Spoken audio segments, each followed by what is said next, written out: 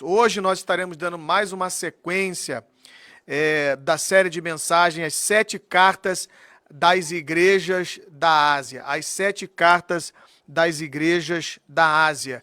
E hoje nós estaremos em especial falando sobre a igreja de Filadélfia, a igreja de Filadélfia. Eu tenho certeza que Deus tem uma mensagem poderosa ao seu coração nessa noite. Quero que você convide as pessoas que estão próximas aí, ajunte e vem conosco para ouvir essa poderosa mensagem.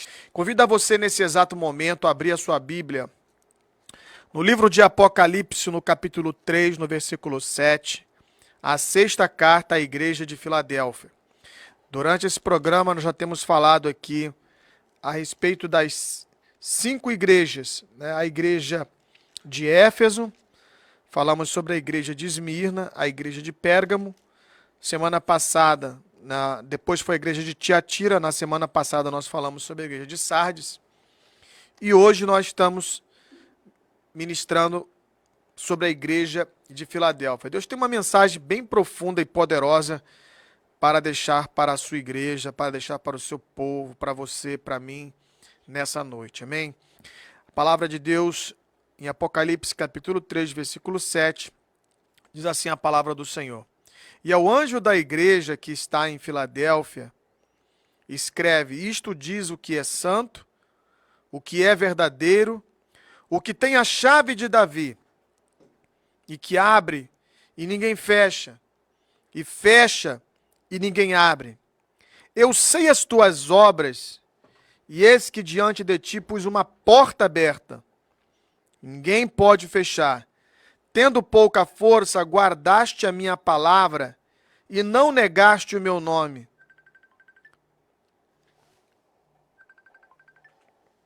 E não negaste o meu nome. Eis que farei aos da sinagoga de Satanás e aos que dizem judeus e não são, mas mentem. Eis que te farei que venham e adorem prostrado aos teus pés e saibam que eu te amo, como guardaste a minha palavra e a palavra da minha paciência, também eu te guardarei da hora da tentação que há de vir sobre o mundo, para tentar os que habitam na terra. E eis que venho sem demora, guarda o que tens, para que ninguém tome a tua coroa. E ao que vencer, eu farei coluna do templo do meu Deus, e dela nunca sairá. E escreverei sobre ele o nome do meu Deus e o nome da cidade do meu Deus e a nova Jerusalém que desce do céu, do meu Deus e também do meu novo nome. Quem tem ouvido, ouça o que o Espírito diz às igrejas. Louvado seja o poderoso nome do Senhor Jesus. Hoje nós vamos falar a respeito dessa 6ª carta que é direcionada à igreja de Filadélfia. A cidade de Filadélfia, que é uma cidade localizada na Turquia, e hoje essa atual cidade é conhecida como a aldeia de Alazeir. Esse hoje é o atual nome da cidade de Filadélfia. E a história da cidade de Filadélfia é uma história bastante, digamos assim, curiosa, bastante marcante, porque essa palavra Filadélfia significa amor fraternal, ou amor entre irmãos, ou um irmão que ama o seu irmão. Esse é o significado da palavra Filadélfia. E esse nome Filadélfia foi dado por um homem chamado Eumênides II. Eumênides II pertencia o que nós conhecemos na história como dinastia Atalida. Essa dinastia ela surge após a morte do governador Lisímaco. Já repeti aqui durante as ministrações das outras igrejas da Ásia Menor, que após a morte do Alexandre Grande, o grande imperador e conquistador grego, o seu reinado se dividiu em 4 partes pelos seus 4 grandes generais. E um desses generais se chamava Lisímaco. Após a morte do grande general Lisímaco, surge uma dinastia chamada dinastia Atalida. E provavelmente essa dinastia nasce de algum grau parentesco da família do grande imperador Alexandre o Grande. Então, provavelmente, lá por volta do ano 197 a 160 antes de Cristo, esta cidade da Filadélfia é fundada, mas não com esse nome. Eumênides II tinha um irmão chamado Átalos, e era Átalos quem governava a região da Filadélfia. Após Átalo morrer, o seu irmão Eumênides II coloca o nome da cidade de Filadélfia, que significa amor de irmão. Então, esse nome é uma homenagem de Eumênides II, que era o governador de Pérgamo.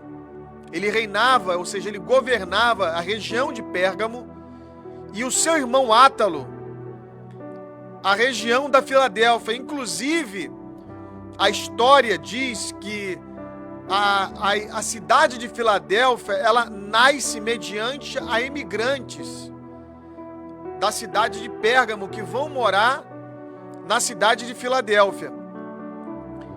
Essa cidade de Filadélfia, ela era muito importante dentro do Império Romano, porque ela era considerada, ela também era chamada como Porta Oriental, porque havia uma estrada muito importante de acesso para o mundo oriental. Então, por isso ela também era chamada de Porta do Oriente. Mas esse nome, o nome Filadélfia, foi batizado por Eumênides II em homenagem, em amor por seu irmão. Por isso o nome Filadélfia significa amor entre irmãos, ou amor de um irmão por um outro irmão, ou amor fraternal. Que coisa linda e extraordinária é o amor fraternal, né? Nós vivemos num ambiente de tanta disputa, de tanta inimizade, de tanta falta de comunhão, de amizade. É que eu vejo nessa carta, né, a igreja de Filadélfia, amor fraternal. O interessante que a Bíblia Sagrada fala que essa igreja é uma das pouquíssimas igrejas em que o Deus poderoso só tem elogios para ela. Das 7 cartas que João endereçou às igrejas que estavam na Ásia Menor, das 7 cartas, somente 2 não recebem reprovações. A primeira foi a igreja de Esmirna e a segunda é a igreja de Filadélfia. Olha só, irmãos. A igreja de Filadélfia, ela representa a igreja plena. O que significa a igreja plena, pastor? É a igreja perfeita? Não, não existe igreja perfeita. Por quê? Porque nós não somos perfeitos. Se nós não somos perfeitos, obviamente nenhuma igreja pode ser perfeita. Então uma igreja plena não tem a ver com a igreja perfeita, mas tem a ver com uma igreja que cumpre o seu propósito como igreja. A igreja de Filadélfia não era perfeita, mas era uma igreja plena. O que significa que uma igreja plena é uma igreja que cumpre plenamente o seu propósito, o seu chamado de ser igreja. Olha que coisa interessante. Eram 7 igrejas. Eram 7 igrejas, mas somente 2 estavam plenamente cumprindo o seu chamado, o seu propósito.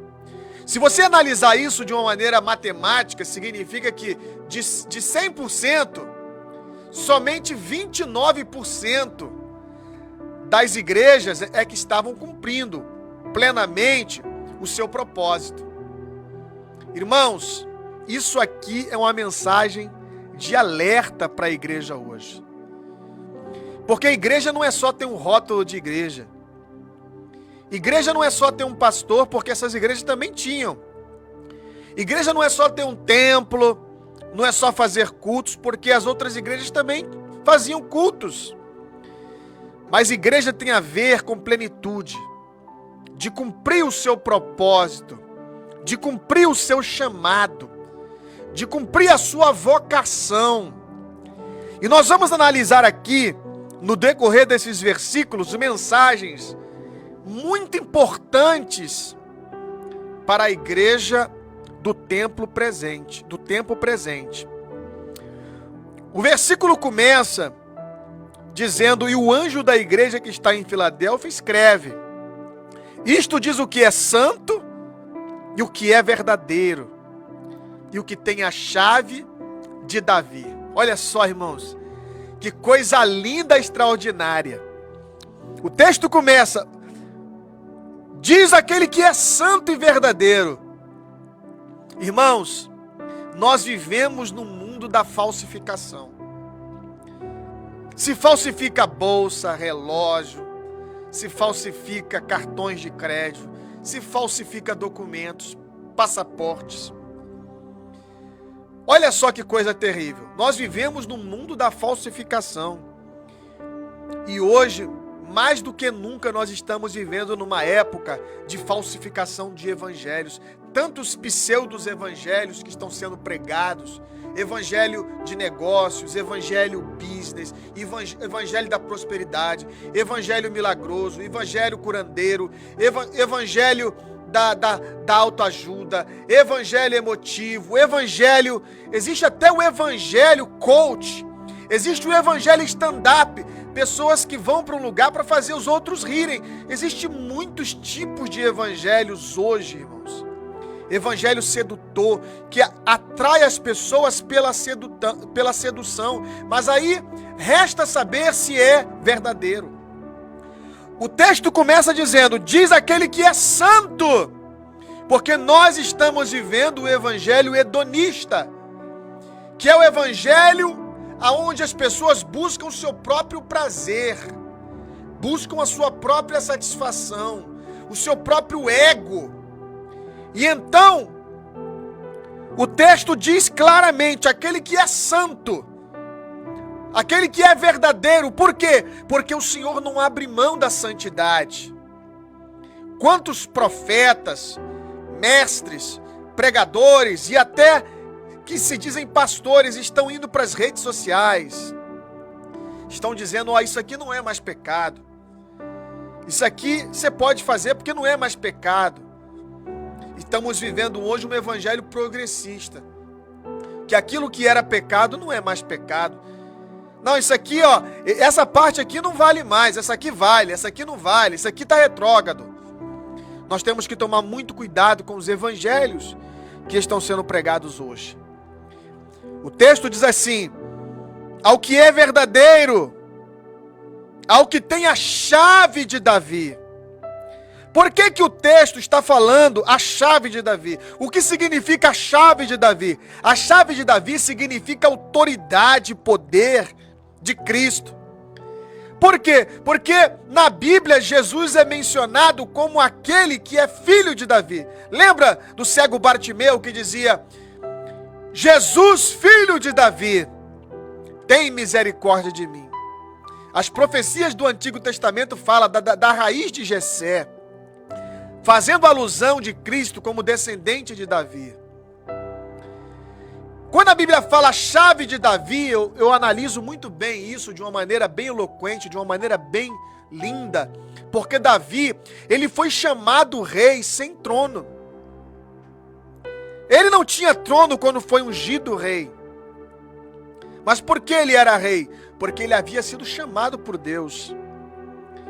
E muitas pessoas duvidaram da chamada de Davi, porque ele não era da linhagem de Saul, o que era tradicionalmente, como de costume, de uma questão logística, de uma questão de tradição, assumir o trono quem é filho do rei. Davi não era filho do rei. Davi era um garoto novo de aproximadamente 17, 18 anos. Então, numa ótica humana, como poderia ser isso? Como poderia Deus, como poderia existir um rei sem trono, sem castelo, sem reinado? Mas o texto diz a chave de Davi. Por quê? Porque Deus era quem tinha a chave, a autoridade. Saul tentou matar Davi, tentou perseguir Davi. Satanás colocou lá um gigante na frente. Davi foi perseguido no deserto, faltou recursos. Ele foi parar lá na terra dos filisteus. Mas chegou uma hora que Davi assumiu o trono. Por quê? Porque a chave de Davi se refere à autoridade de Cristo, à autoridade de Deus. Ele é quem tem a chave. E a Bíblia diz assim, olha, diante de ti eu pus uma porta aberta, porque chave é aquilo que abre portas. E a Bíblia diz assim, olha, essa porta ninguém pode fechar, porque a porta que Deus abre, ninguém pode fechar. Porque Deus é quem tem toda a autoridade. Então você que está me assistindo aí, pelo Facebook, pelo Instagram, não afobe o teu coração, não te preocupes, não fique inquieto pelas coisas que estão acontecendo em volta. Se fulano vai ganhar a eleição, se Beltrano vai perder, se fulano vai fazer, se fulano não vai fazer, porque a Bíblia diz que sobre a igreja do Senhor Jesus Cristo existe o quê? A chave de Davi. Sobre a genuína igreja existe a chave de Davi. Ou seja, a chave de Cristo, é Ele que tem toda a autoridade. A Bíblia diz assim, eu edificarei a minha igreja e as portas do inferno não prevalecerão contra ela. Por quê? Porque o Senhor é aquele que tem a chave. Não é o presidente da república que tem, não é o presidente da China, não é o comunismo, não é o diabo, porque a própria Bíblia diz que as portas do inferno não prevalecerão. Por quê? Porque o Senhor é aquele que tem a chave. Ele é aquele que tem toda a autoridade. Que quando Ele abre, ninguém fecha. Que quando Ele fecha, ninguém abre. É a chave de Davi. E o texto diz no versículo 8, eu sei as tuas obras, e eis que diante de ti eu pus uma porta aberta, que ninguém pode fechar, e tendo pouca força, guardaste a minha palavra e não negaste o meu nome. Muitas pessoas não entendem por que o Senhor Jesus disse para a igreja de Filadélfia, tendo pouca força. Eu já vi muita gente pregar isso aqui de uma ótica errada, fora do contexto da igreja. Assim, irmão, você é fraquinho, você vive pecando, né? Você vive falhando. E associa isso a ter pouca força. Mas não é essa pouca força que o texto está dizendo em relação à igreja de Filadélfia. A igreja de Filadélfia era uma igreja que vivia sob imensa perseguição. Por que perseguição? Porque na cidade de Filadélfia tinha muitos templos pagãos. A cidade de Filadélfia, eles adoravam o Deus Sol. A cidade de Filadélfia havia muitas festas pagãs. Então, constantemente, essa igreja, ela era perseguida. E, além disso, era uma igreja que não tinha popularidade. Por que não tinha popularidade? Porque era uma igreja, era uma célula no meio de um povo marcado pelas suas tradições pagãs, pelas suas religiosidades. Então essa igreja, ela não tinha popularidade, ela não tinha recursos financeiros. Mas a Bíblia diz assim, olha, você não tem muita força, ou seja, você não tem muitos recursos. Você não tem muita popularidade na cidade. Mas você foi fiel e guardaste a minha palavra. É nesse sentido que a Bíblia fala, vocês têm pouca força.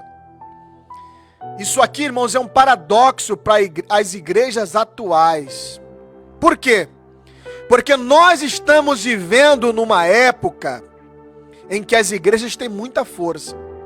Muita força comparado à igreja de Filadélfia, que vivia envolvida, era uma igreja que estava localizada numa cidade pagã, numa cidade onde os festivais eram pagãos, onde muitos templos eram pagãos, onde se adorava o Deus Sol.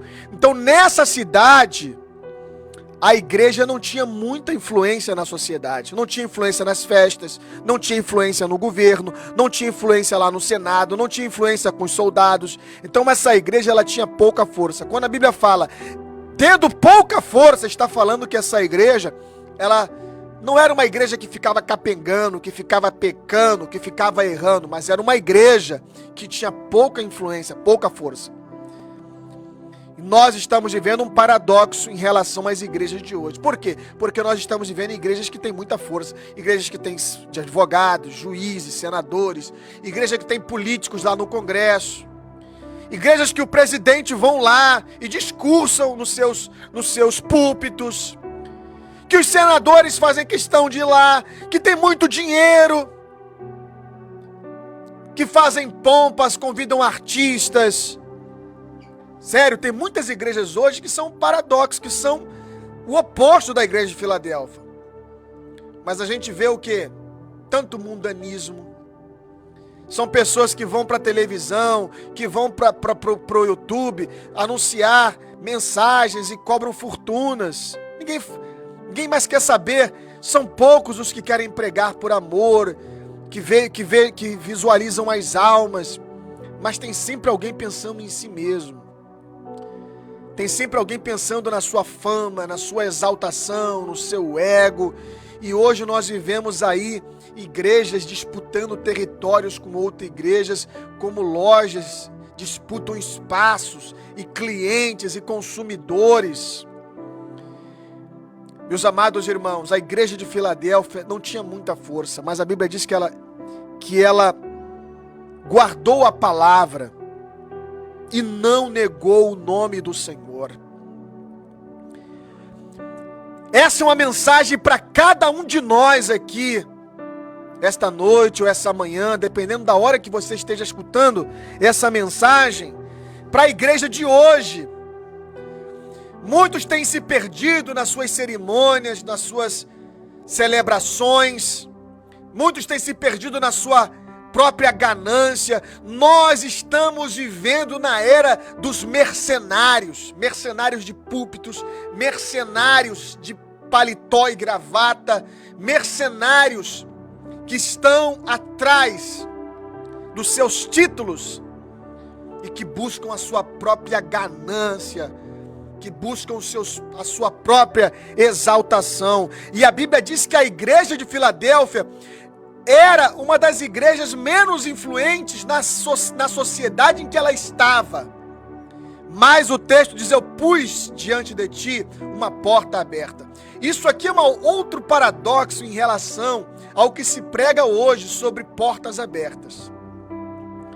Quando a Bíblia fala que o Senhor Jesus disse à igreja de Filadélfia, diante de ti pus uma porta aberta, essa porta aberta estava se referindo ao paganismo da cidade, à idolatria da cidade, a cidade que adorava o imperador, a cidade que adorava Artemis, a cidade que adorava Apolo, a cidade que adorava o Deus Sol, a cidade que adorava ao Mercúrio. Esta cidade agora, o Senhor colocou uma porta aberta. Que porta aberta? Era a porta para a pregação do Evangelho. Está aqui, Filadélfia. Eu coloquei essa porta aberta. Que porta aberta é essa, Senhor? É a porta para vocês pregarem o Evangelho. O que está acontecendo com a igreja hoje é um paradoxo, vai na contramão disso. Por quê? Porque quando se fala de porta aberta na igreja hoje, é porta para receber milagre, é porta para receber casamento, é porta para o seu negócio melhorar, é porta para tu receber cura, é porta para tu ficar rico, é porta para tu receber prosperidade. Essas são as portas. Na verdade, é a sua porta, é a sua vontade, é o seu desejo. Irmãos, não estou aqui pregando que Deus não vai abrir uma porta de emprego para você, nem que Deus não vai te curar, nem que Deus não vai abençoar a sua família. Não é isso que eu estou falando. Mas quando se fala de porta aberta hoje, é só porta, é a sua porta, não a porta de Deus. É só o seu desejo, não o desejo de Deus. E a oração do Pai Nosso, que diz: seja feita a tua vontade, venha a nós o teu reino. Não é o meu reino, mas é o reino de Deus. Cadê as cruzadas evangelísticas? Quando se fala de eventos hoje, são verdadeiros eventos purpurinados para levar o nome de artistas evangélicos, artistas gospel. Mas cadê as cruzadas daquela do tipo Jimmy Swaggart, daquela tipo Billy Graham, que não levava nome denominacional, mas que anunciava o reino de Deus, que tinha objetivo de ganhar almas, de levar o evangelho genuíno? Não é levar o evangelho da igreja, não é levar o evangelho da minha denominação, mas levar o evangelho de Cristo, o evangelho que salva, que liberta, que transforma. Então é essa porta aberta, a porta da evangelização. Não é aquela porta em que a pessoa abre e faz uma festa de inauguração e daqui a um mês essa igreja está lotada com os membros dos outros. É aquelas igrejas que nascem de pescar nos aquários dos outros. Mas a igreja que nasce da evangelização, a igreja que nasce das periferias, do evangelho de porta em porta, das esquinas, do evangelho, a palavra que leva ao sofredor, ao que está carente. Você pode ter um prejuízo na terra, mas ter um lucro no céu. Mas você pode ter um lucro na terra, e cuidado, você pode ter prejuízo no céu.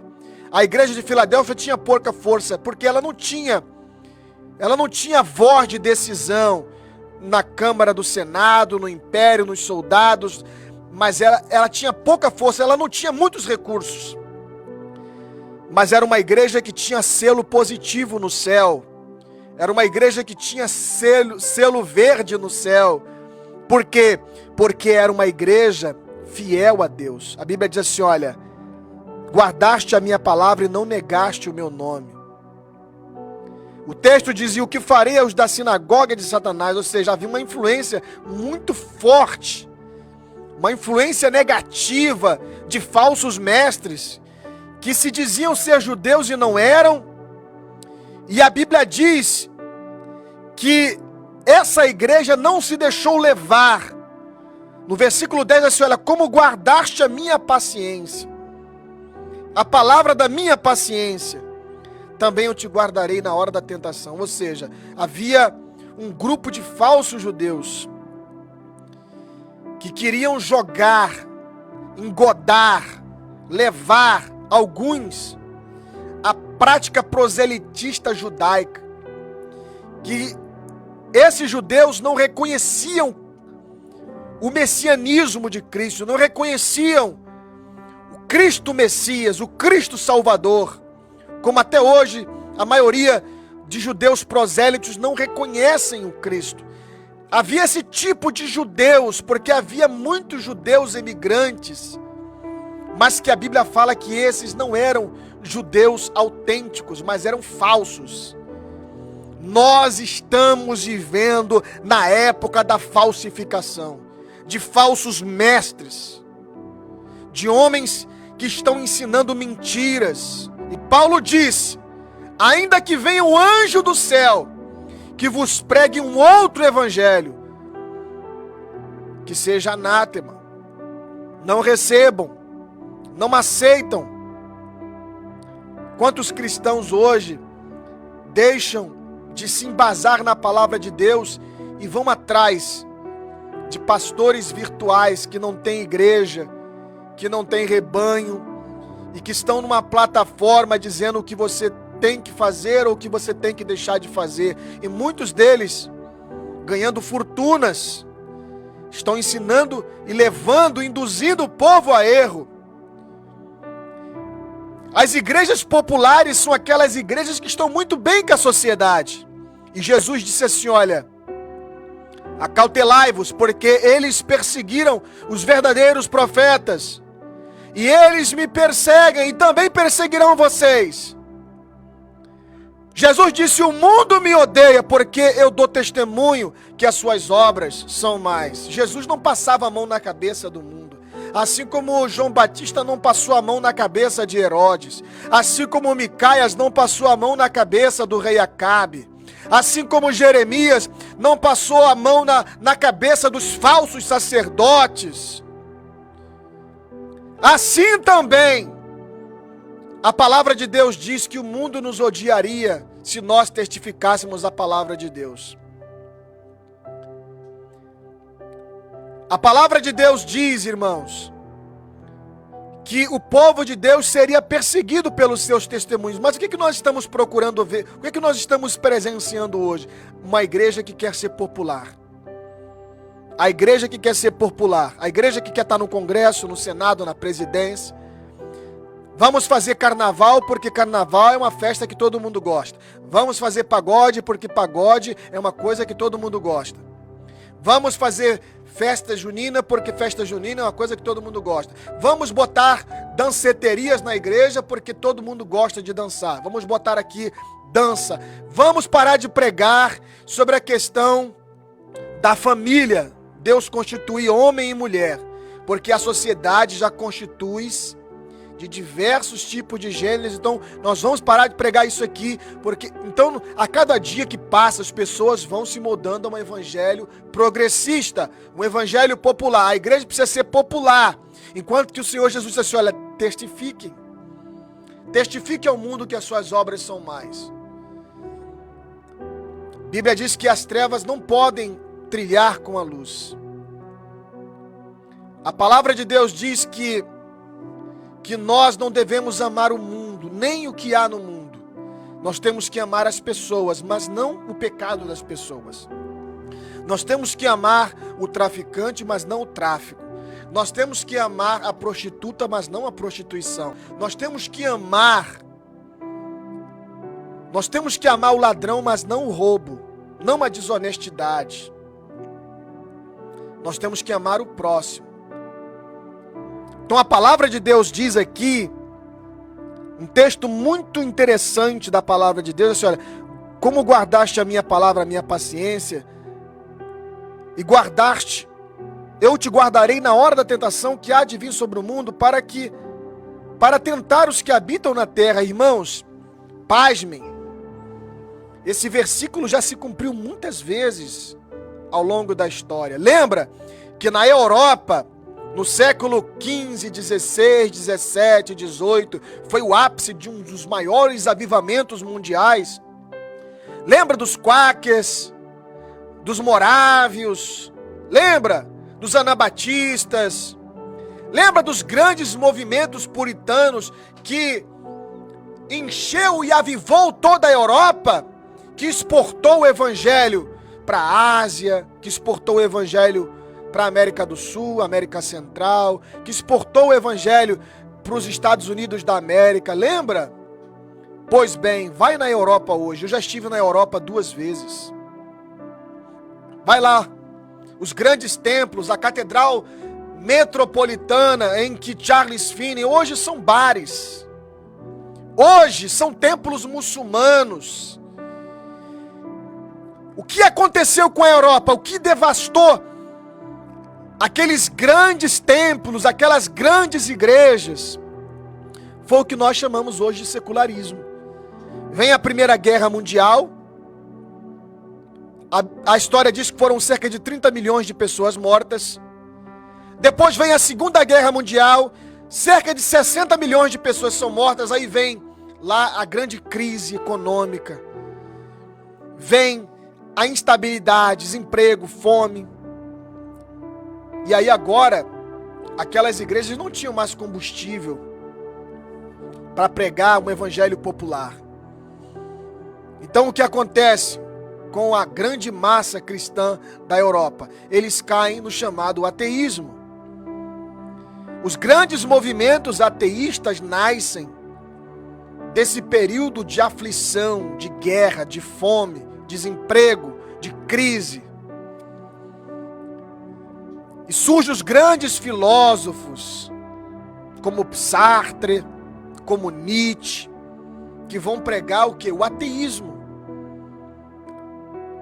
Por quê? Porque muitas vezes nós associamos Deus ao quê? A uma boa colheita, empregos, negócios, economia.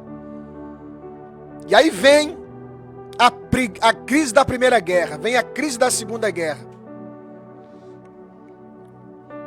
E então o que acontece?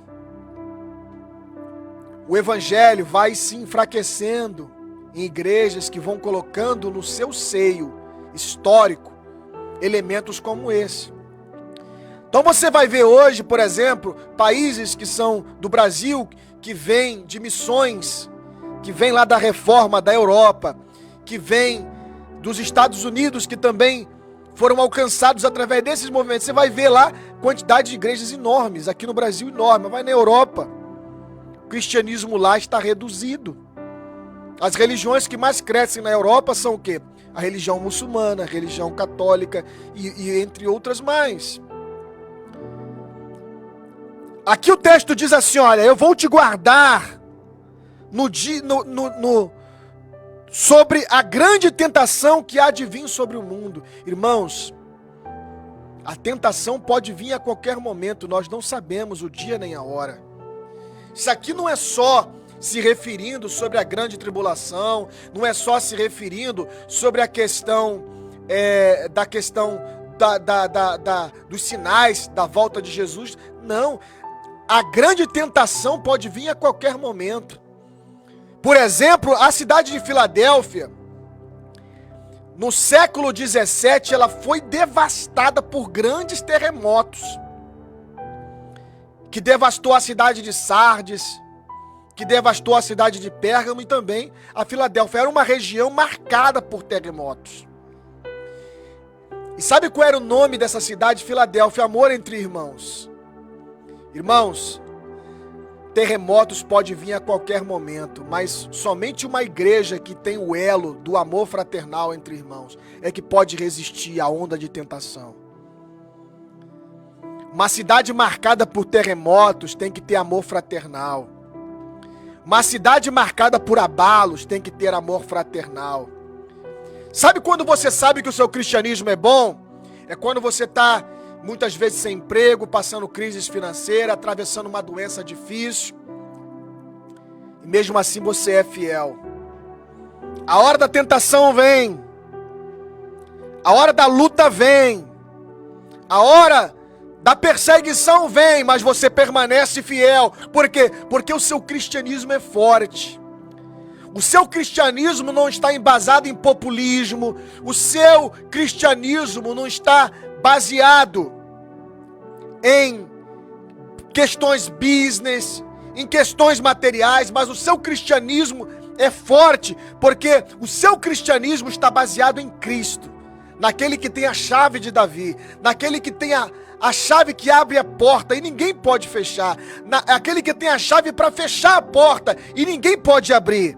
Então é esse cristianismo. E o texto diz assim, olha, eis que eu venho sem demora, guarda o que tens, para que ninguém tome a sua coroa. Por que que o Senhor Jesus usa a palavra coroa para a igreja de Filadélfia? Porque na igreja de Filadélfia havia muitas Olimpíadas. E nas Olimpíadas, como era muito comum do Império Romano, os vencedores das Olimpíadas, eles recebiam uma coroa. Hoje, quando se fala de coroa, a gente associa o quê? A rainha da Inglaterra, ao rei da Espanha, a gente associa aos reis, mas em Filadélfia, coroa era associada a alguns elementos. Primeiro, atletas que ganhavam a competição. Segundo, coroa era associado às pessoas que entravam nos templos, nos grandes templos, eles recebiam uma coroa. E em terceiro, as pessoas que participavam dos festivais, como acontece lá naquela ilha, no Pacífico, agora eu esqueci o nome da ilha, onde aconteceu até a guerra, né? Onde jogaram lá a bomba, antes de jogar em Hiroshima, mas tem uma ilha, eu esqueci agora, é uma ilha que até está sob o domínio dos Estados Unidos. Todas as pessoas que vão nessa ilha, vão visitar essa ilha, eles recebem uma coroa de flores, então é um costume que tinha muito na cidade de Filadélfia, e eles recebiam essa coroa.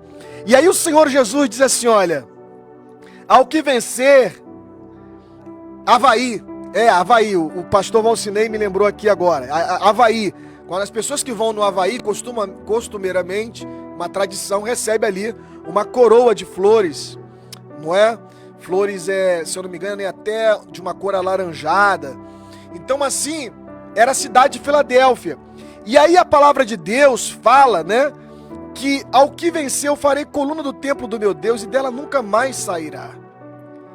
E o texto fala assim no versículo 10, como guardaste a minha palavra e a minha paciência, também te guardarei na hora da tentação, que há de vir sobre o mundo para tentar os que habitam na terra. E eis que eu venho sem demora, guarda o que tens, para que ninguém tome a sua coroa. Aleluia! Esse é o diadema da vitória, daqueles que permanecem fiéis. O Senhor está dizendo assim, olha, quando você entrar no meu templo, o templo que eu vou instituir na glória, quando você vencer, todos nós estamos numa guerra, numa batalha, você vai receber uma coroa, como Paulo diz em algumas cartas, quando ele fala daquele atleta que vai vencer as lutas, os desafios, vão ser coroados em glória. Coisa extraordinária. Uma outra coisa tremenda aqui, que a Bíblia diz, ao que vencer eu farei coluna do templo. Irmãos, que coisa linda. Se você for hoje na cidade de Filadélfia, uma das coisas impressionantes, eu nunca tive a oportunidade de ir na cidade de Filadélfia, mas eu assisti documentários, eu pude ver pela uma tela, óbvio, mas pude ver que na cidade de Filadélfia, ela foi totalmente destruída por terremotos. Mas uma das coisas que permanecem lá até hoje são as colunas do templo. São aquelas colunas enormes. Tá lá no meio das ruínas. Você não vê o templo, mas você vê as colunas. Porque as colunas resistiram o terremoto. Coisa linda. E o Senhor Jesus diz assim, olha, ao que venceu eu farei coluna do templo do meu Deus. Ser coluna, crente. Ser coluna, inveja, perseguição, ambição, problemas financeiros, doenças, diagnóstico ruim. Nada disso vai te tirar da presença de Deus se você for coluna. O Senhor te colocou lá como coluna. Colocou como coluna na sua casa, na sociedade. Você é coluna do Senhor. Não importa o que estão falando de você. Ah, pastor, estão falando mal de mim. O que importa é o que o Senhor sabe. O texto diz assim, olha, eu sei as tuas obras. O Senhor está falando para a igreja de Filadélfia. No versículo de número 8 ele diz, eu sei as tuas obras. Deus conhece cada um de nós. Maria não tinha reputação quando ela engravidou de Jesus, porque todos acharam que ela era uma falsista, que ela era uma hipócrita, mas Deus sabia quem ela era e falou para José, não te apresses a apartar-te desta mulher, porque o que há nela é gerado pelo meu Espírito. Então, os homens condenavam Maria, mas Jesus sabia quem era Maria.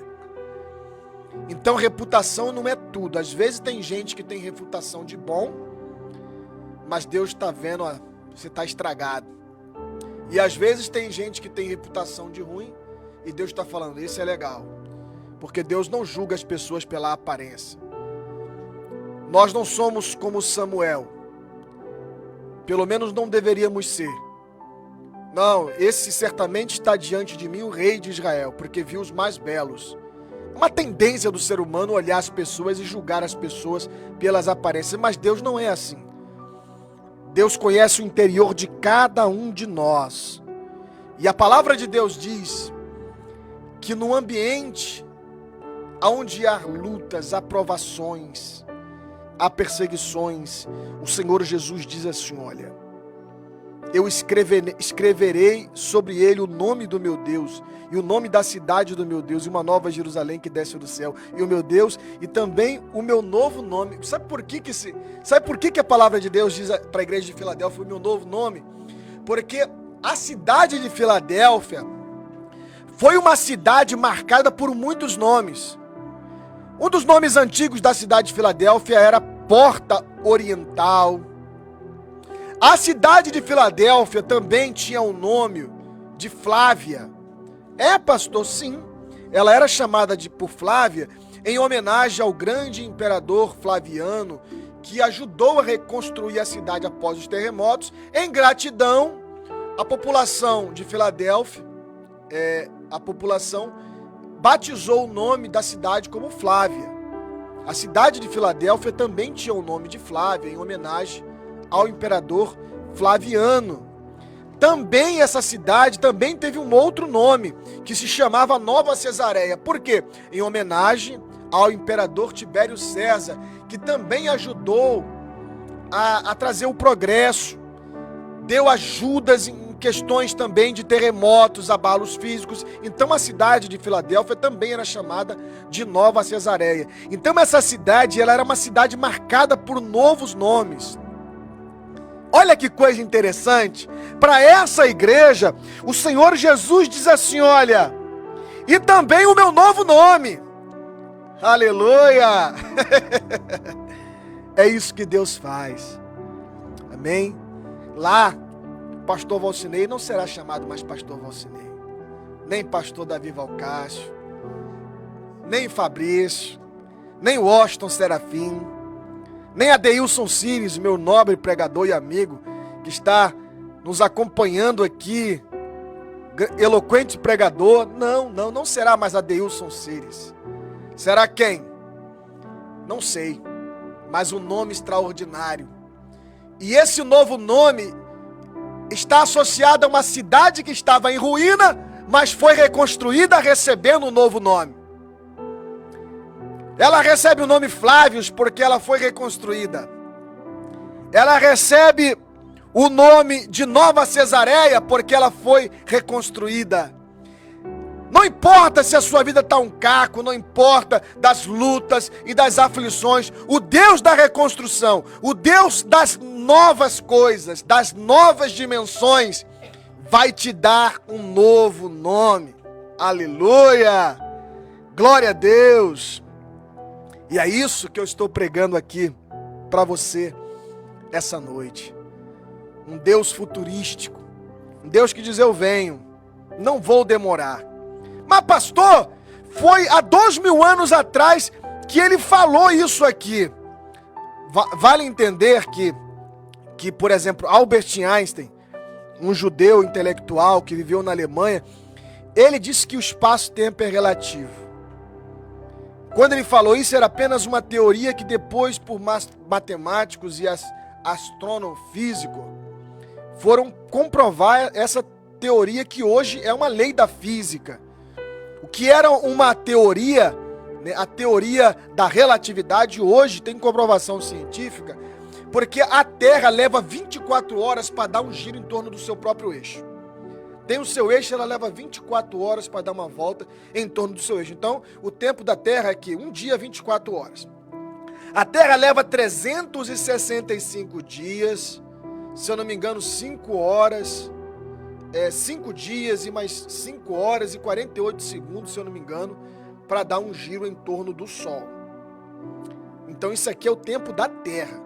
Mas se você analisar planetas, né, segundo os astrônomos, tem planetas que levam anos para dar uma volta em torno do seu próprio eixo.